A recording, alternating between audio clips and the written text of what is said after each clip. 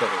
Yes, thank you, thank you. Ryan saw no need to do an intro here. So, for this week's Let's Learn Music Theory installment, it is going to be called How to Read Music and Why You Don't Need to. Okay, this is simpler. People always think reading music is this woo-woo thing that's really, really difficult, and it's really not. Here you go, ready? You'll be reading music in 2 minutes or less. The musical staff, which is just the thing that they put the notes on, has 5 lines. Unlike tablature, which has 6 lines, one for each string, of course, it's a very literal representation of the guitar, and then you just put numbers on it, and that's reading just as much as it's all reading. Deciphering things that are written is reading, right? Very generally. 1, 2, 3, 4, 5. I can count. Okay, 5 lines. The lines represent the notes E, G, B, D, and F. Those are intended to be like in the line, but you couldn't see it if I did. So every good boy deserves fudge is what I was taught. People also say every good boy does fine. I find that far less tasteful. So if you have a note, a dot, on that line, guess what note that is? That's an E note. There you go. You are reading music. That's it. That's all there is to it. If you have a dot on this line, that's a B note. Ta-da! The thing is, there's spaces there too, right? So the spaces are face. F-A-C-E. So if you have a dot in this space, well, by Jove, that's an F note. And if you have a dot in this space, good golly, Miss Molly, that's a C note. There we go. You're reading music. You just got to remember every good boy deserves fudge and face, because it's not going to be written there for you, right? And it goes up and down beyond the 5 lines too. So if you have a note that is one space on the space below the bottom line, you have to be able to know your musical alphabet, which you do, right? And you go E. Well, what's the note below E in the musical alphabet? It's D. So here's another D note. Here's a D note on this line. Here's a D note in that space below. This would be a lower octave D note, right? And then there's a line that doesn't exist unless there's a note there below that space below the bottom line, and that's another C note. Along the same, this is a giant mess, but along the same token, the space above the F line is a G. So if you have a dot in the space right above the top line, that's a G note, and then there's another line which only exists if you put a dot on it. Well, that's an A note, because G comes after A in the musical alphabet, and that's it. You can now read music, but let's apply it. All right, here we have a musical phrase, and we're going to figure out what it is, and then we're going to put it on the guitar. So, every good boy deserves fudge. This is in the space below the bottom line, so that is a D. That is the note that is below E, and this one's easy. That's on the line, E. And now it's pretty easy because and it just repeats, as you can see. So D-E, D-E, D-E, D, and here we go. So the line below the space below the bottom line, so you got to count E, D would be the space, and one note below that is C. And of course, as you practice it, you get a feel, and you don't have to do that every time, obviously. You'll just know that that's C, just like you just know that the 5th fret of the E string is A, eventually. Back to D, and then here is the first of the spaces. Going up is face, so that's an F. F, F, F, F, and it ends on E, our mystery phrase. So D-E, D-E, D-E, D-C, D-F, F, F, F, E. Let's figure out what that is. So much Miss Poopadoop today. Okay, let's use the open D string for D. That's easy. And then E, so D, D sharp, E, right? 2nd fret of the D string. And, well, those are the first 2 notes that repeat a whole bunch. D, E, D, E, D, E. Are you recognizing it yet? D, and then we need a C. If you think of your C chord, your C is the root note of your C chord, so it is the lowest note in the C chord, or the 3rd fret of the A string. And now we have, you should recognize it now, now we have, and then we have D, F, but not low F, because the F was just the one that was one note higher than the E. So E was here, right? One half step higher than E is F, because there's no such thing as E sharp. And there it is. And then a bunch of those back to E. And here's that whole riff. D, E, D, E, D, E, D, C, D, F, F, F, F, E.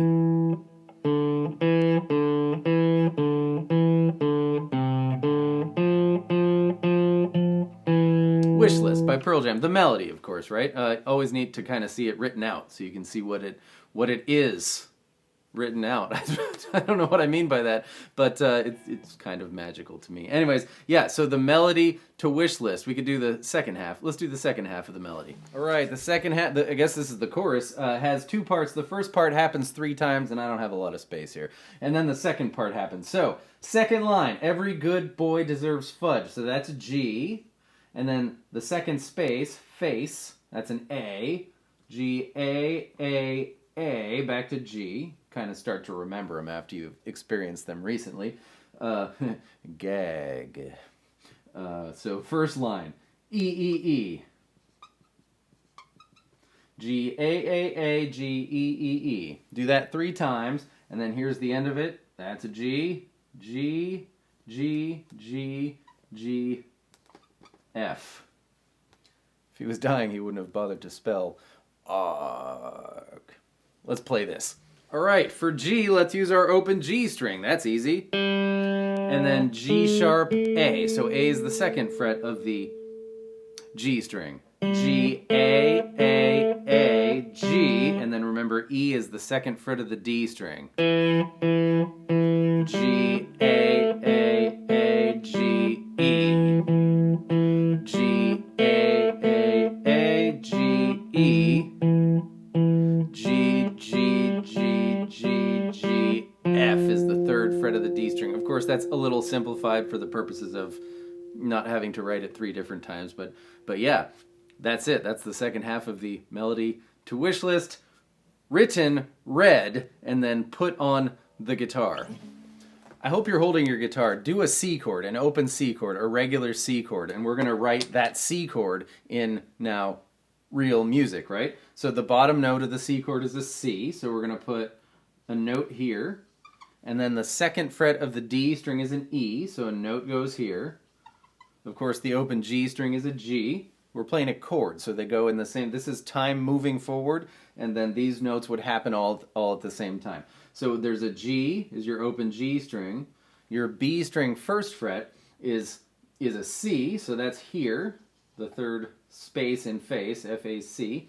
And then your open E string, of course, is the other space in face. It's an E, it's a high E. So here you go. This is what your open C chord looks like in real music. Are you getting what I'm getting at here? This is like, it's oftentimes for us guitar players playing rocky pop music and poppy rock music, it's an extra step. You would have to look at this and go, okay, C, and sure, after a while you would see this and recognize this as a C after a while. But what about F sharp? And what about G diminished? Oh my good grief, right? Now let's do a C bar chord. I actually need to look at that. All right, here we go. So, when you do your C bar chord, your first note is the exact same C, the A string third fret, right? So we're going to put a C down here.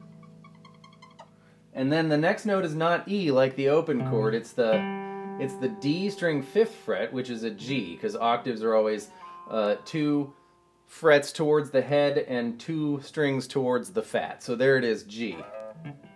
Boom, and in the opposite direction. So now we're skipping that E and we're playing a G here. And then comes the G string, 5th fret, which is same octave situation. That's another C. So it goes all the way up to here. And then we have the B string 5th fret. Think of your relative tuning. When you tune, you play B5 and then E5. They should be, or E open. They should be the same note, right? So that's an E, and that's this last space in face. And then there's one more, which isn't usually there, but it can be there. It's the 3rd fret of the baby E string. Sometimes people play like that. So that's a G. Now we gotta go, okay, Every good boy deserves fudge. That's that line. And then the space above that line, here's your C bar chord. And if you showed this to a very studied jazz guitarist or a classical guitarist, for instance, he would go bam, bam, and he or she would know instantly that this is a C bar chord and this is a C open chord. But you and me, we have to go through it because we like poppy rock songs and rocky pop songs. Not to say that poppy rock songs and rocky pop songs can't be incredibly complex, but there's just a few more reasons why I think that this is usually an extra step for us. I have Miss Poopadoo Pear, my kindergarten teacher. Yeah, so it's so easy for me to say, hey, play a C bar chord.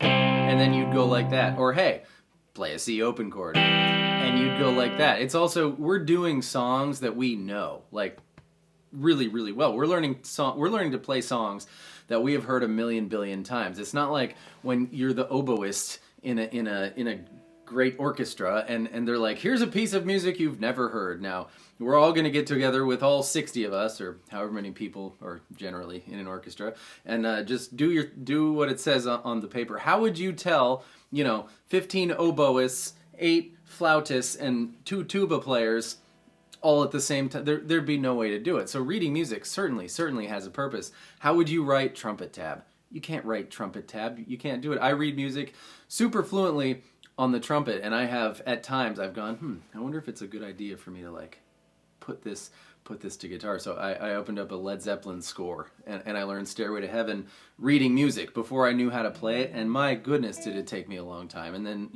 I went to a tab and I went, oh no, it's really easy. So when it's songs that we know and we know what they sound like, it's easier just to say play a C open chord. Yeah, that's how you read music. And why you don't need to.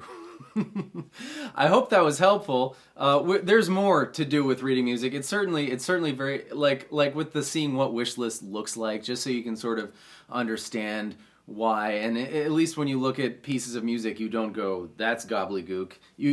I want you to be able to say, I could read that, but I'm not going to take the time to do that. That's what I want you to be able to say. So thank you so much for being here for this installment of Let's Learn Music Theory, and I will see you next time with more stuff.